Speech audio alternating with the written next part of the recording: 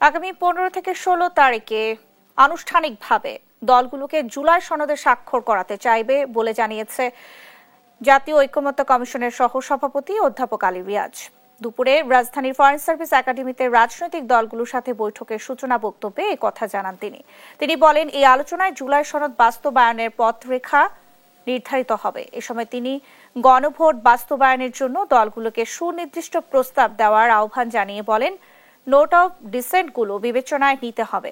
আগামী 10 তারিখের মধ্যে কমিশন সরকারের কাছে সুনির্দিষ্ট সুপারিশ দিতে চায় উল্লেখ করে 2-1 দিনের মধ্যেই আলোচনার ইতি টানার প্রত্যাশা ব্যক্ত করেন আলী রিয়াজ।